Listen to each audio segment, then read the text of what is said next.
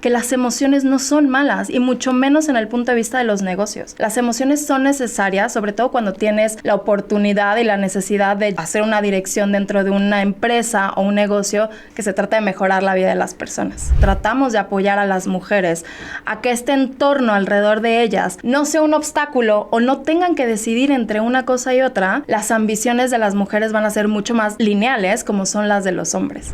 Se tenía que adoptar este proceso como mucho más masculino y mucho más frío, más seco, cortando la emocionalidad, cortando todo lo que tiene que ver de la parte social y afectiva. Y hoy en día no es así. ¿Cuántas veces hemos escuchado que las mujeres somos líderes menos confiables debido a supuestas limitaciones emocionales o de competencia? Los estereotipos de género han plagado la percepción del liderazgo femenino durante décadas. Sin embargo, las estadísticas revelan una historia distinta, una en la que el liderazgo femenino demuestra ser no solo igual de efectivo, sino que a veces mejor que el masculino o en algunos aspectos, ya que se ha demostrado que las empresas con presencia femenina en la dirección generan entre 5 y 20% más de rentabilidad, muestran mayor innovación y creatividad, tienen una mejor imagen externa y reputación, y retienen y atraen el talento de un modo más efectivo. Esto de acuerdo con el estudio de Business Case for Change de la Organización Mundial del Trabajo. Entonces, el liderazgo femenino no es menos efectivo que el liderazgo masculino, sino que es diferente o es complementario. Al desafiar los mitos que existen en torno a él y crear entornos inclusivos, podemos aprovechar todo el potencial del talento humano y construir un mundo donde el liderazgo sea verdaderamente equitativo y diverso. De eso hablaremos hoy con Adriana Ríos, directora de Marca y Comunicación en 3M Latinoamérica, quien fue nominada precisamente en la primera edición de los reconocimientos Mente Mujer Thalia Empower. Acompáñenme. Esto es Thalia Talks. Retamos al statu quo con contenido inteligente sobre life skills, liderazgo, equidad de género, diversidad e inclusión. Somos más que un podcast, somos transformación. Hola, ¿cómo están? Yo soy Laura Manso y les doy la bienvenida a un nuevo episodio de Thalia Talks, una producción de Thalia Empower. Somos un movimiento que busca impulsar a las mujeres a través del desarrollo de life skills y programas para empresas. Si desean más información, en la descripción les dejamos nuestro link de WhatsApp y redes sociales. Y si les gusta este contenido, no olviden suscribirse, seguirnos y dejarnos su opinión aquí abajo en la sección de comentarios. Eso, la verdad es que nos ayuda mucho. Y como les mencioné en la introducción de este episodio, hoy nos acompaña Adriana Ríos. Adriana, bienvenida. Muchas gracias por la invitación. Pues gracias por venir a Thalia, gracias por estar con nosotros. Ya, nos hemos encontrado en diferentes ocasiones, en diferentes eventos, pero bueno, pues qué bien que estén de este lado. Una pregunta personal para empezar. ¿Cómo te describirías a ti misma? ¿Cuándo encontraste, si es que, no sé, tu generación, no? Somos quizá una generación que en un momento de su vida encontró tengo que empujar un poco más el asunto de las mujeres desde donde pueda. ¿Cómo fue para ti? Sí, qué pregunta tan interesante, ¿no? El cómo me describiría, pues bueno, yo creo que es bien difícil describirte bajo solo un campo, ¿no? De tu personalidad completa, ¿no? Sin pasar por la parte personal, profesional y todo lo que hay en medio, ¿no? Al final, pues soy una mujer que se dedica a la comunicación, pero que no estudió comunicación y que el destino me ha ido llevando en este camino. Soy madre de familia, tengo 2 pequeños, estoy casada con un uruguayo, así que somos una familia bicultural. Y esto también me ha dado como mucho este interés de entender diferentes culturas. Sí, hoy tengo la fortuna de manejar diferentes países, desde Canadá hasta Argentina. dentro de 3M, en donde ya llevo 15 años trabajando muy felizmente. Entonces, ¿cómo me describiría? Pues principalmente creo que es eso. Soy como una persona sumamente curiosa, apasionada y que estoy en constante movimiento tratando de ver qué es lo que sigue en mi profesión, pero también tratando de mantener este balance en lo personal, que para mí es algo muy importante. Y respondiendo a la pregunta de en qué momento surge este interés personal para ir en pro de la equidad de género, yo creo que es algo que siempre ha estado dentro de mí, ¿no? Quizás, como bien dices, probablemente no, nuestras generaciones fueron las primeras generaciones en donde, si bien mi madre trabaja, ¿no? Y ha trabajado hasta ahora, no es tan común tratar de balancear una vida personal y profesional. Somos como la primer generación que estamos intentando hacer esto, ¿no? Entonces, siempre ha estado dentro de mí este proceso. Yo siempre he participado en los grupos de liderazgo del Women Leadership Forum y cualquier otro espacio que tengamos dentro de 3M desde sus inicios para promover la equidad, pero creo que justo en la pandemia fue donde me hizo un clic mucho mayor. En la pandemia pasaron muchas cosas, tuvimos varias reestructuras internas, no por la pandemia, sino por una reestructura organizacional de la compañía. Y por ese lado, al interior de la empresa, me llevó a pensar qué estaba pasando con mis propios equipos, quiénes eran los líderes, ¿no? Cómo estábamos conformados estos grupos de trabajo, y en aquel momento tenía yo 25 personas a cargo dentro de todos los países de América Latina, y casualmente los líderes eran hombres. Entonces, eso a mí me hizo un clic de replantearme qué es lo que había estado pasando, ¿no? Entonces, eso hacia el lado interno. Y hacia el lado externo, el entender la poca visibilidad que las mujeres científicas tenían, a pesar de que estábamos dentro de una coyuntura completamente científica, no escuchabas a las voces femeninas.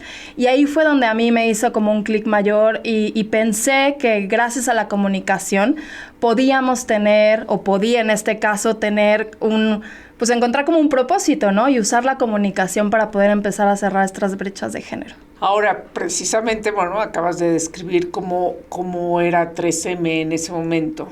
Y bueno, 3M es una empresa muy posicionada, o sea, yo creo que, pero tal vez más entre los hombres que entre las mujeres, probablemente. ¿Sí? ¿Estoy bien? ¿Estoy mal? Pues mira, no es tal cual, pero ajá, sí. Entonces, ¿qué pasa? Somos una compañía industrial. Ajá. Entonces, el 90% de nuestros productos se van al mercado industrial. Exacto.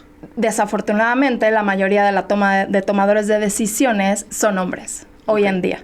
Eso ha ido cambiando en los últimos años. Nosotros también hemos hecho un esfuerzo al interior de la empresa, pero sí es algo que vemos naturalmente, ¿no? Los mercados industriales, los tomadores de decisión son más hacia la parte masculina. Ya veremos en algunos años.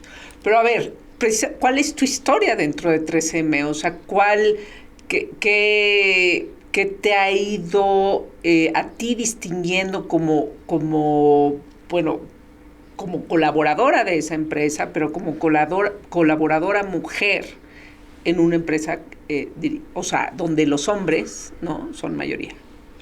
Mira, la verdad es que ha sido muy interesante. Ha sido un proceso en el cual me siento muy honrada de haber vivido, porque sí, definitivamente yo hoy veo a un 3M 15 años después, completamente diferente al 3M en el que yo entré, sí, en un mundo de hombres, ¿no? En un mundo en el que mayoritariamente los equipos directivos, prácticamente no recuerdo a ninguna mujer más que a mi jefa, que hoy orgullosamente es la presidenta global del negocio de consumo, y ella Fernanda Guarro. No, Karina Chávez, ella fue mi primer jefa. Perdón. Y hoy es la presidenta global del negocio de consumo. Y eso es maravilloso porque era prácticamente la única mujer en aquel momento dentro del cuerpo directivo, y fue hace 15 años, ¿no?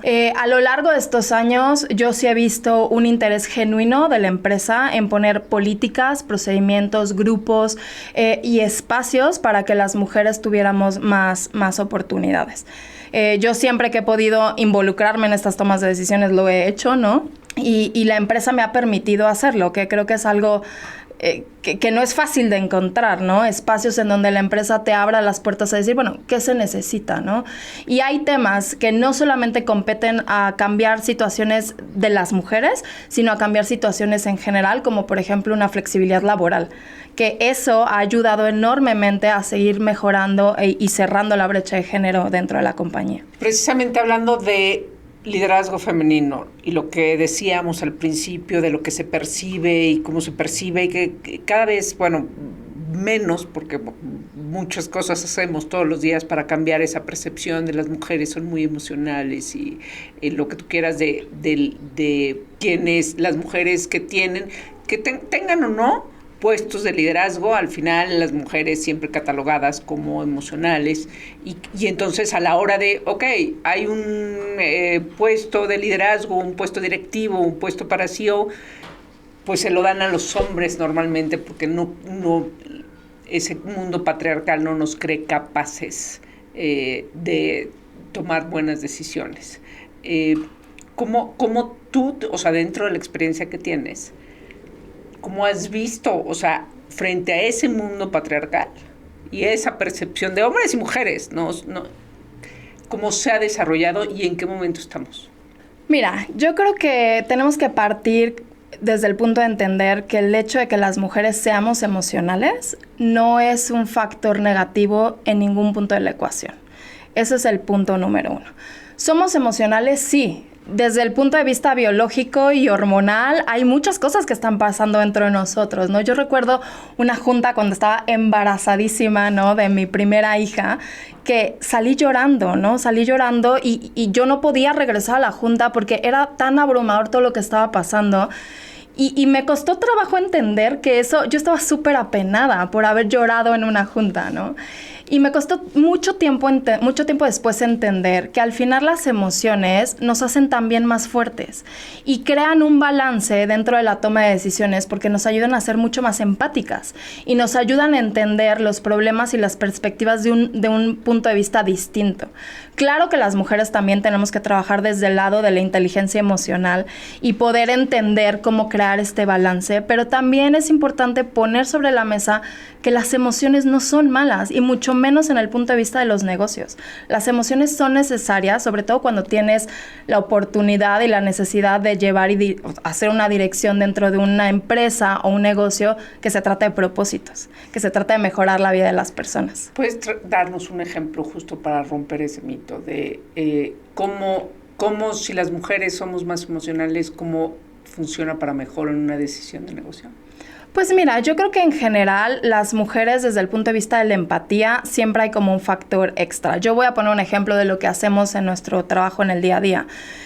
Un programa que justo creamos que fue 25 Mujeres en la Ciencia, fue un programa que surge de la empatía. Es un programa que surge de una preocupación genuina de lo que estaba pasando en el mercado acerca de la brecha de género en materia de STEM. Si bien para 13M siempre ha sido una preocupación puntual, siempre nos hemos enfocado mucho más en la parte interna, ¿no? Desde hace unos años atrás. Y este programa que surge de esta empatía, de esta preocupación de lo que está pasando por otras mujeres, hoy se ha vuelto uno de los programas icónicos de la marca. Salió de México y ha salido no solamente a México, América Latina, ya lo hemos ampliado a Canadá y es uno de los proyectos más importantes que tenemos en la compañía en términos de diversidad e inclusión en materia de STEM. ¿Cuántos años lleva? 4 años, esta es la 4ª edición. Te lo recomiendo, es muy interesante. Otro mito, las mujeres no son ambiciosas, son menos ambiciosas que los hombres. Definitivamente yo creo que eso es completamente incorrecto. Pero sí tenemos que tomar en cuenta que la ambición de las mujeres no es tan lineal, desde mi perspectiva.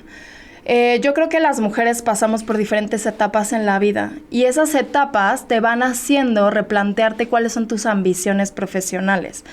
¿Por qué? Porque la sociedad y el segmento en donde te mueves no necesariamente permite que eso que está pasando alrededor no sea un obstáculo para que tú sigas creciendo con tus ambiciones. Nuevamente yo recuerdo cuando tuve a mi segundo hijo, yo tuve muchas oportunidades de moverme a negocio, de tener algunas gerencias en ese momento y mi decisión fue no. Yo no quería esa gerencia, sí la quería, pero en ese momento yo tenía mucho más claro cuáles eran mis prioridades. Y si bien mi prioridad era seguir creciendo a nivel profesional, por el momento y la situación, digamos, de la empresa y mi situación personal, yo decidí no hacerlo. Eso no quiere decir que yo no haya sido ambiciosa en ese momento. Ahora, si nosotros... No, tu ambición estaba enfocada en tus hijos. Tu ambición era cuidar a tus hijos. Claro, mi ambición era mantener el balance, ¿no? En ambas cosas. Ahora, claro que si como empresa, como líderes de las empresas, nosotros aseguramos o tratamos de apoyar a las mujeres a que este entorno alrededor de ellas no sea un obstáculo o no tengan que decidir entre una cosa y otra, las ambiciones de las mujeres van a ser mucho más lineales como son las de los hombres. Entonces no creo que sean distintas, sino que tienen un poco más de curvas, digamos, en el camino por todo lo que tienen que tomar en cuenta. Mito número 3. Las mujeres son menos competentes que los hombres en roles de liderazgo. Bueno, eso no tengo absolutamente nada que decir porque no sé ni siquiera por qué podría existir un mito similar. La verdad es que yo trabajo con mujeres maravillosas, aquí hay una de ellas. Nunca he visto una falta de capacidades por un tema de género, absolutamente nunca, no tengo nada que decir al respecto. O sea, es algo que ni siquiera debería cuestionarse. En mi experiencia con las mujeres que he trabajado, son mujeres sumamente preparadas, inteligentes, apasionadas por lo que hacen y que están en el mismo nivel intelectual que cualquier hombre con el que interactúan. No es una cuestión de género. No es una cuestión de género. Únete a nuestro movimiento y conviértete en la líder que siempre has soñado ser. Contáctanos a través de Instagram para que te acompañemos a descubrir el potencial que llevas dentro. Y por lo tanto, ¿por qué está este mito? Las mujeres deben comportarse como hombres, sobre todo en industrias en donde hay más hombres. Sí, me encanta ese mito, porque creo que ese es un mito que se ha ido rompiendo, me parece, en las nuevas generaciones, y me encanta. Me encanta ver mujeres directivas, líderes, súper femeninas, abrazando su feminidad, respondiendo a este tema, si es que ellas lo deciden o no, de familia, sintiéndose orgullosas de ese proceso, ¿no? Creo que en generaciones anteriores sí, eso era completamente cierto, ¿no? Se tenía que adoptar este proceso como mucho más masculino y mucho más frío, más seco, cortando la emocionalidad, cortando todo lo que tiene que ver de la parte social y afectiva, y hoy en día no es así. Entonces creo que hoy estamos cada vez más orgullosas de ser lo que somos y que también los hombres que están alrededor de nosotros han ido modificando también esta masculinidad tóxica, ¿no? Y estamos hablando de estas nuevas masculinidades en donde ellos también se están permitiendo ser mucho más, viendo su lado más femenino también, ¿no? Y no ayudando en la casa y no ayudando a la esposa, sino siendo copartícipes, colaboradores y compañeros en los procesos que les tocan vivir, ¿no? Entonces creo que eso también ha sido algo de ambas partes que ha ido cambiando. Un último mito. ¿Las mujeres son menos efectivas o decisivas en la toma de decisiones difíciles? Otra vez, creo que no tiene nada que ver con el género, creo que tiene mucho que ver con el estilo, ¿no?, de cada una de las personas. En mi experiencia, yo me he rodeado de gente que tiene un perfil muy abstracto, por ejemplo, o de personas que tienen esta toma de decisiones mucho más estratégicas y operativas en algunos otros casos, para que también podamos tener como un balance. Yo creo que no tiene nada que ver con el género, sino con el tipo de pensamiento y el tipo de mindset y el tipo de mente que puedes tener como persona y como ser humano. Así que no, al contrario, no tiene nada que ver con el género. Pasando a la perspectiva de lo que deben hacer las empresas, y lo que están haciendo, pero bueno, pues cambiar culturas también toma mucho tiempo, no es fácil, cambiarnos a nosotros mismos luego no es fácil, toma tiempo, cambiar pues toda una empresa, una organización y una industria, no es sencillo, ¿no? Pero ¿cuáles son algunas de las estrategias efectivas que las empresas B2B pueden implementar precisamente para promover el liderazgo femenino? Mira, voy a empezar con un tema que puede llegar a ser muy controversial, que es el tema de las cuotas, ¿no? Me encanta, yo soy súper pro cuotas. Sé que es muy controversial y hay gente que dice no se trata de tener mujeres solo por tener mujeres. Y yo creo que hay veces que sí se trata de eso, ¿no? Y te voy a poner un ejemplo. Nosotros, como bien comentabas en la parte industrial, imagina cuando tenemos un proceso de selección para vendedores en minería. Claramente, los 3 candidatos son hombres. Entonces, cuando nosotros nos metemos en cuotas, lo que que hacemos es decir, 1 de los 3 candidatos o 2 de los 3 candidatos tiene que ser mujer. Entonces, no necesariamente estás dándole la posición solamente por ser mujer, pero sí estás abriendo una oportunidad a esas mujeres cuando probablemente es muy difícil para ellas para que puedan tener esas oportunidades en industrias que son muy, muy segmentadas hacia la parte masculina. Lo mismo en temas de gerencias, ¿Y con direcciones. esto quiere decir que lo hacen? ¿Lo hacen frecuentemente? Sí, correctamente. Okay. Lo hacemos. ¿Desde cuándo lo implementaron? Pues depende del negocio, ¿no? Okay. Hay negocios que lo han ido adoptando más recientemente y otros más desde hace ya varios años, pero te puedo decir que hace 4 o 5 años ya nuestros directores de negocio, nuestros gentes de negocio de las áreas industriales, nuestras áreas de recursos humanos están sumamente preocupadas porque tengamos inclusión, no solamente obviamente en temas de género, también hacemos mucho la inclusión social, ¿no? Sin importar la universidad de la que provengas, algunos otros aspectos que tomamos en cuenta en la parte de inclusión, pero en la parte de género desde hace 4 o 5 años muy marcadamente. Y hablando de estrategias, cuéntanos sobre la iniciativa, precisamente, un poco más de mujeres en la ciencia. Lo mencionaste hace ratito, pero un poco de qué va y cómo va. Pues mira, como te contaba, 25 Mujeres en la Ciencia es un proyecto que surge a raíz de la pandemia, ¿no? De esta necesidad de darle más voz a las científicas femeninas que no tenían voz en ese momento, tenían muy poca voz de lo que estábamos viendo en torno a las vacunas, a la prevención, a algunas otras cosas. Entonces, en medio de la pandemia, justo nos dedicamos a crear las bases, a entender con nuestros equipos de investigación y desarrollo cómo es que podíamos realmente crear pues una diferencia en este aspecto y decidimos crear un programa que se centra en la visibilidad. Entonces, este programa lo lanzamos, como te comentaba, hace 4 años, en donde lo abrimos a todas las áreas STEM y en donde buscamos mujeres que estén teniendo proyectos que usen la ciencia para mejorar la vida de las personas en diferentes entornos, desde la parte de la medicina, la parte de sustentabilidad, cualquier tipo de materia de STEM, ¿no? En general. Entonces, nosotros lo que hacemos es que, bueno, tenemos una selección muy profunda, ¿no? Son 2 niveles de jurados, un jurado interno, en donde todos nuestros científicos de investigación y desarrollo del área de investigación dedican gran parte de su tiempo a leer cada una de las nominaciones. Hemos tenido años en donde tenemos más de 900 candidatas, entonces leen absolutamente todos. 900. Sí. Wow. Leen todos y cada uno de los proyectos y después de esto pasamos a una siguiente etapa en donde tenemos jurados externos y estos jurados externos hacen una validación y después una tercera etapa en donde hacemos entrevistas individuales. Las ganadoras, lo que hacemos es primero pues crear un networking de mujeres científicas en América Latina y ahora Canadá, lo cual ha sido muy interesante porque entre ellas mismas han encontrado sinergias que antes no tenían, han encontrado como proyectos en conjunto que normalmente no sería algo común mezclar algunas disciplinas y lo más importante es que damos visibilidad. Entonces, en conjunto con los medios de comunicación, hacemos toda una gira de entrevistas, de artículos, de espacios, de ruedas de prensa, en donde damos visibilidad a sus proyectos y creamos un libro todos los años, que es un libro muy lindo, que a mí me encanta, porque lo hacemos a través de ilustraciones de también artistas latinoamericanas que están en pro de la equidad de género. Entonces, usamos estas ilustraciones y hacemos pequeños cuentos de la historia de estas mujeres. Y estos libros los trabajamos, pues depende del país, ¿no? Pero los hacemos llegar a diferentes instituciones públicas, privadas. Hemos colaborado con la Secretaría de Economía también para hacer llegar estos libros a niñas de bajos recursos y sobre todo para empezar a crear estos role model, ¿no? Que necesitan las niñas para verse reflejadas en lo que pudieran ser ellas en el futuro. Entonces tiene como estas 2 aristas, ¿no? El darle voz a las mujeres científicas y por otro lado seguir inspirando a más niñas y más jóvenes para que estudien carreras de ciencia. Entonces es una convocatoria abierta.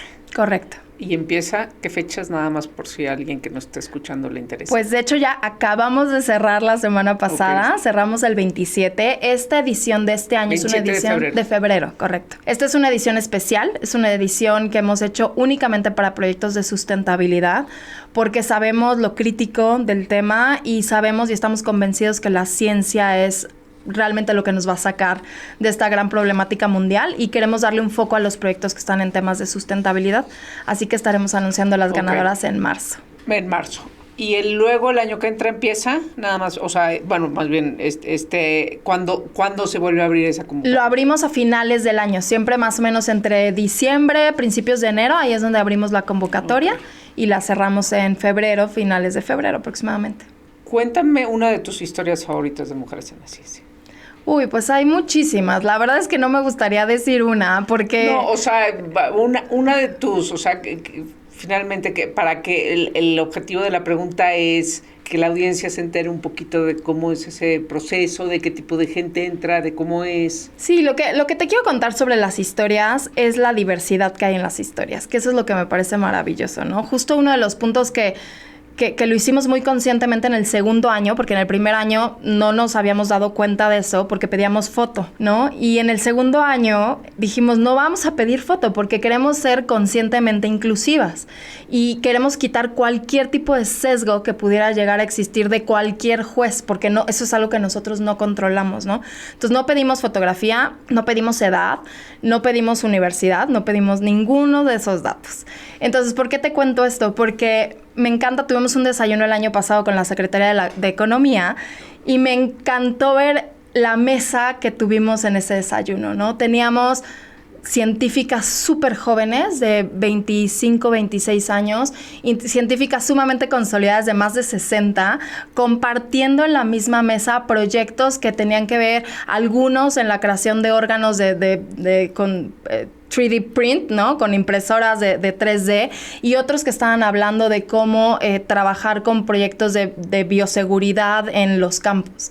Entonces, esa diversidad es lo que a mí me maravilla, porque es parte de la diversidad de la ciencia, ¿no? Y es parte de lo que enriquece el ambiente científico y la toma de decisiones de lo que deberíamos seguir apoyando en este país en materia de ciencia. Claro, y en sí, lo has dicho, el ejercicio, este ejercicio tiene un motivador especial. Sabemos la brecha en carreras STEM, ¿no? En esas carreras donde las niñas son buenas en matemáticas, pero luego pues la sociedad de alguna manera les termina diciendo que no son buenas para matemáticas y entonces bajan su nivel. Se ha comprobado en varias ocasiones. Hay menos mujeres interesadas en estudiar carreras STEM, ciencia, tecnología, y bueno, también la tecnología pues son a partir de ya las carreras mejor pagadas, ¿no?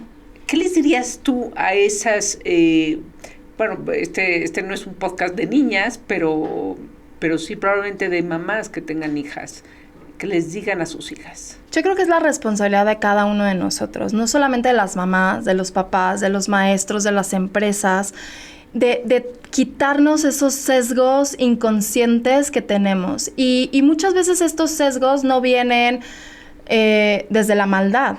Estos sesgos vienen desde la ignorancia, desde el miedo. A mí uno de los datos más impactantes que tenemos del estado de la ciencia en el mundo, que es un estudio que hacemos todos los años en 3M, es que más del 70% de las mujeres que son encuestadas creen que no pueden ser felices si estudian una carrera científica. Entonces, ya cuando metes un factor de felicidad, es un factor... Pesa mucho, porque no estás hablando de éxito ni siquiera, estás hablando de felicidad. Entonces, ¿qué estamos haciendo nosotros como sociedad desde que son muy chiquitas para decirles...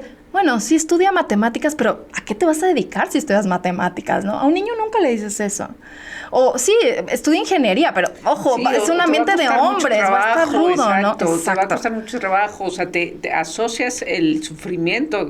Sí, es el sufrimiento de por medio. Entonces puede ser que tengamos jóvenes valientes que sigan ese camino, pero que lo estén estudiando sabiendo que probablemente no van a ser felices, ¿no? Entonces, esa es una narrativa que tenemos que cambiar y tenemos que darles más ejemplos a seguir, más historias, más mujeres exitosas en la ciencia, para que también, pues, las niñas pequeñas y las jóvenes vean que esto es posible, ¿no? Y esto, pues, bueno, desafortunadamente no es un tema solamente de género, también ha habido una baja de niños, varones, no hombres, ¿no? Que están dejando de estudiar también carreras científicas. Entonces, ya no solamente es lo complejo de la brecha de género, sino también el futuro de la ciencia se ve difícil si no tenemos nuevos talentos y gente interesada en seguir estudiando esto, ¿no? Claro, motivemos a los niños, les niñes a estudiar carreras Totalmente. STEM. Adriana, tú específicamente, ¿Cómo estás retando el statu quo? Pues mira, yo creo que es mi día a día, ¿no? Aquí mi equipo que está por acá no me va a dejar mentir. Siempre digo que me la paso peleando, pero no, soy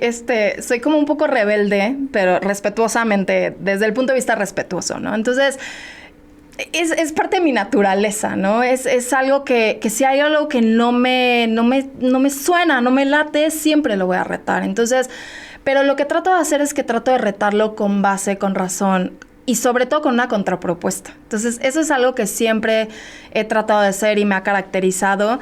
Siempre estoy levantando la mano por las cosas que no me parecen, que me parecen injustas, ¿no? Y es algo que yo agradezco mucho a 3M, que siempre me escucha, ¿no? Y siempre es algo, nunca he recibido un no, nunca he tenido una puerta en mi nariz por levantar la mano y decir, esto no me está funcionando, ¿qué vamos a hacer al respecto? Entonces, creo que es eso, levantar la mano y estar constantemente no solo retando, sino también poniendo soluciones y propuestas sobre la mesa. Claro, ese es el camino más sencillo, exacto, ¿no? Porque retar solito... Sí, no funciona, ¿no? No avanzas. No avanzas. No, no avanzas ni perduras en una posición. No, totalmente. ¿no? Totalmente. Buenísimo, buenísimo. ¿Dónde te seguimos? ¿En LinkedIn, redes sociales? ¿Cómo estás? Sí, sobre todo en LinkedIn, Adriana Ríos, ¿no? Ahí cualquiera, trato de contestar, siempre me llegan muchos direct messages, trato de contestar ¿Eres todos. activa en redes sociales? Sí, bastante activa. En LinkedIn, realmente en Instagram estoy más temas familiares. Y en Twitter no me sigan, porque no soy muy correcta en Twitter. Siempre me estoy quejando de la vida, así que no me sigan en Twitter. ¿Qué crees? Que te van a seguir ahí. Justo. Exacto. Buenísimo, pues gracias por acompañarnos. Al contrario, a ti, hablar Laura. de este tema, pues, que persisten las creencias y las percepciones del liderazgo femenino. Pues nada, agradecer a que ustedes nos hayan acompañado al final de este episodio. Yo soy Laura Manso. Síganos en nuestras redes sociales, @DaleEmpower, mándenos sus comentarios sobre su liderazgo femenino. Ustedes cómo lo han enfrentado y cómo lo han desarrollado. Nos vemos en el próximo episodio de Dalia Talks. Te esperamos en el siguiente episodio de Dalia Talks. Compártelo y únete a nuestra comunidad. Gracias por escucharnos.